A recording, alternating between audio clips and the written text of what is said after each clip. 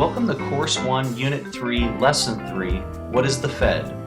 In this lesson we have 4 lesson objectives. The first lesson objective is, what is the Fed? The second lesson objective is, what is the mission of the Fed? The third lesson objective is, how does the Fed change market conditions with interest rates? And the fourth lesson objective is, what does the Fed tell us about Mr. Market? So let's get started. Okay, so there's a lot of people that have no idea what the Fed really is. And the Fed is nothing but a short term for the United States Federal Reserve. What the Federal Reserve tries to do is manage the U.S. currency and ultimately control the U.S. economy. And the reason for the Fed, if you go back to prior to 1913, if you went around the United States, you'd have found 30,000 different currencies in circulation. Local governments could issue currency, state governments could issue currency. Pretty much anyone out there could issue whatever type of currency they wanted. And what you had was sometimes the currency would be completely worthless, sometimes it would actually hold its value.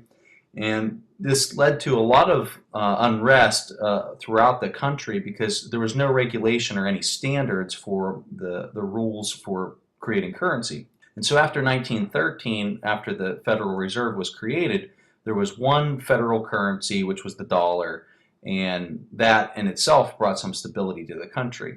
And so that's really the reason that the Fed was created. Now there's a lot of different reasons and a lot of interesting things that you can read out there about the Federal Reserve, but that's their primary purpose, is to bring stability to the country.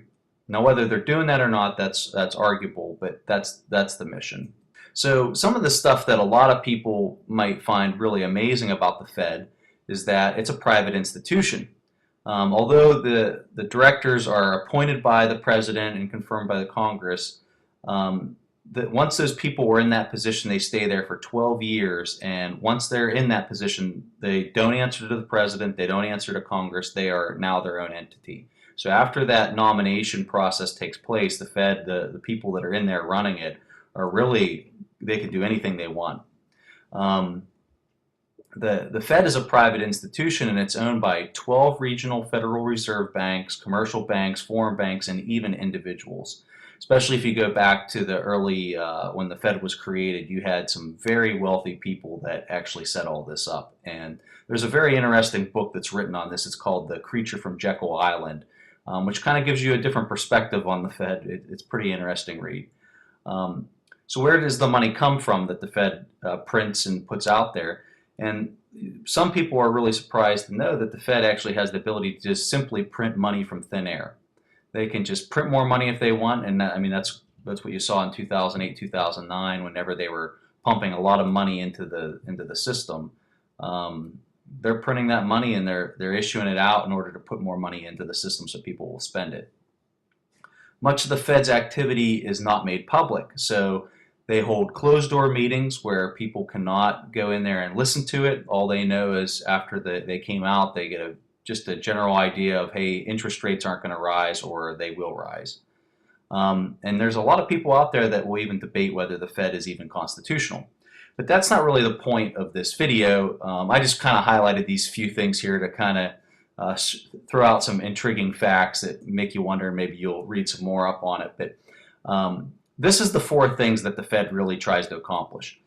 They want to maximize employment and stabilize prices. They want to supervise and regulate banks. They want to maintain the stability of the financial system, and they're also there to service the debts for the U.S. federal government. So the thing that we're really going to focus on for this lesson, because it relates to the stocks and bonds and investing, is maintaining the stability of the financial system. So how does the Fed stabilize the financial system? If there's one thing that the Fed really understands, and trust me, there's some very smart people running the Fed, they understand this model right here really well. And this is the fear and greed model that we've been talking about in the 2 previous lessons. And here's Mr. Market. And as you can see there in 2006, 7, and 8, you had Mr. Market screaming for everybody to join in and to take the market higher. And the Federal Reserve knew that. They absolutely knew that there was a bubble coming in the economy, and they also knew that there was a recession that was going to be following it. And so they were trying to affect that. And the way that the Federal Reserve was trying to prevent that bubble from happening, where they were adjusting interest rates. And so whenever the market was climbing and getting really high, they were trying to raise the interest rate so that they could kind of slow it down. And then whenever it crashed, they were trying to lower interest rates in order to induce spending. So in order to understand this better, I'm going to give you a little example here. Okay, let's just say that it was Christmas time and you got a $5,000 bonus for your job. And you've always been wanting a new car, and you've been eyeing up the car there on the right. And so the question I'm going to ask here is, what is that car worth to you? Let's just assume that you had made an agreement with yourself that no matter what, you're not going to spend more than $35,000 on this car. So let's just say that the value for you for buying that car was $35,000. So you're going to use your $5,000 as a down payment on that new car that you can hopefully go out and buy for under $35,000. So let's look at what happens here when you go to the dealership and you show up and you look at the car price, and it's perfect. It's $30,000, which is under the amount that you wanted to pay. And I'm going to use a real extreme interest rate here just to kind of highlight and exemplify something for you. But let's assume that the best interest rate you could get on this car would be 15%. Okay, based off of that high interest rate, your monthly payment on that car for a 5-year loan would be $594 a month. And the total interest that you'd pay over that 5-year period would be $10,684. So the adjusted price on this car it's not a $30,000 car, it's actually a $40,684 car. And so because that price was higher than what you valued that car at, of being $35,000, you don't buy it because it's too expensive. That monthly payment's way too high. So let's look at this from a different angle. Let's say we still go back to the dealership and the price for the car is $30,000, but now this time the interest rate that you can get on the car is 1%. With the interest rate only being 1%, your monthly payment now is $427, and the total interest that you'd pay over a 5-year period is only $641. So now the adjusted price on this car is only $30,641, which is under the $35,000 that you felt the car was worth and that you were willing to spend, and therefore you buy the car. So let's look at this scenario side by side. We have the same car with the same market price, which was $30,000, but we have different interest rates, one being 15%, the other one being 1%, and so we got a different value at the end, and therefore different spending habits. In the one case you bought the car, and in the other case you didn't buy the car, even though the car was the same exact price. So those interest rates changed your spending habits. And so the Federal Reserve understands this. They understand that if they can adjust the interest rates, they can adjust your spending habits. And so if we look over here, this is Ben Bernanke, who's the chairman of the Federal Reserve. And so he's the head guy ultimately making the decisions on how the Federal Reserve is going to adjust the interest rates. And so when we look at our Dow Jones, we can see how the market was climbing and getting very high. And of course, Mr. Bernanke realized this. And so at this point, he was trying to raise interest rates. He was trying to make them fairly high. And if you remember from the first lesson, from Unit 2, Lesson 1 with the bonds, around this time, interest rates were around 5% back in the 2007 timeframe. And this was his attempt in order to slow this bubble that he knew was there. So we look at the mindset that he had, and we need to stop this bubble from happening. And the way that he does that is he raises those interest rates so borrowing money is expensive and people spend less, which slows down the economy, and hopefully the recession doesn't happen. But in this case, we actually had a very harsh recession, and after that happened, then the Federal Reserve's reaction is, okay, we need to stimulate the economy. We need people to spend money, so what do? They lower the interest rates because they need all that money to get out in the system, and they need people to start buying things so that the economy then grows again. So if there's one thing that the Federal Reserve knows, is that Mr. Market is wrong, and they're trying to counteract Mr. Market by adjusting those interest rates. So you can see here we have the Fed keeps raising interest rates. The Fed's pretty much telling you that you're in a greed cycle. When the Fed is lowering the interest rates, they're pretty much telling you that you're in a fear cycle. So the real question comes down to, which assets do you want to own and when?